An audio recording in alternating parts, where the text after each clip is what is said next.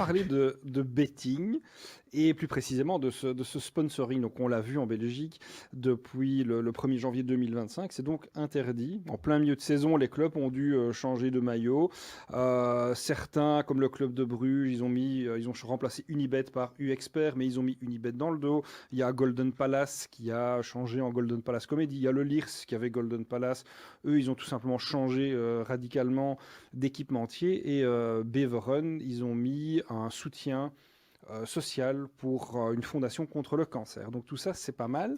Mais derrière tout ça, il y a des problèmes financiers qui peuvent arriver pour les clubs, sauf ceux qui ont la loterie nationale comme sponsor. Mais ça, c'est un autre problème.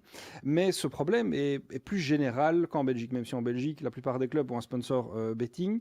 En Italie, en 2018, on a voté le Decreto Dignità, ce qui veut dire que les clubs étaient interdits déjà à l'époque d'avoir du sponsoring d'une marque de paris sportifs sur leur maillot. Donc, pendant longtemps, ça a été évité. Ça a été même remplacé par de la crypto-monnaie en Italie et des contrats parfois à 7 chiffres, si pas 8. Mais quand ça s'est cassé la gueule, ce qui s'est passé il n'y a pas si longtemps, et que finalement le crypto n'a plus su payer son sponsoring ni sa dette envers les clubs, les voix ont commencé à s'élever pour réaccepter le betting, parce qu'entre-temps, l'Italie avait repris une position assez honorable en Europe avec les résultats de ses clubs, ce qui n'était plus le cas par le passé après des belles années 2000. Et l'Inter a même repris Betson comme sponsor, avec une certaine entourloupe sur le marché italien pour masquer que c'était du betting. Mais toujours est-il qu'en Italie, les voix s'élèvent justement pour réaccepter le betting. En Espagne, on n'est pas tout à fait content non plus avec ça.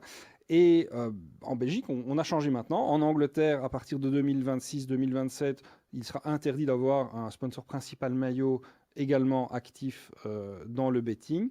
Et la question que je vais poser, une question ouverte, et tout le monde peut y répondre s'il veut, c'est va-t-on vraiment faire marche arrière aussi rapidement, et va-t-on pénaliser sur tous les clubs en leur interdisant d'avoir un apport financier aussi important, surtout en période où les droits TV baissent, comme en Belgique et comme en France. Ouais, et puis Aston Villa aussi, hein, qui est sponsorisé par une app de betting et qui joue à Bruges cette semaine a dû changer son maillot. C'est vrai que ouais, c'est une question à poser. Mais tant qu'on est, j'en profite parce que non, c'est interdit ou ce sera bientôt interdit sur le maillot. Mais Nottingham Forest, il y a quelques semaines, ils ont réalisé un record. Ils ont affiché sur leur boarding pas moins de 7 partenaires betting différents. Alors, ok, c'est interdit sur le maillot, mais est-ce que ça ne va pas être pollué par ailleurs? Ouais. C'était une autre question ouverte.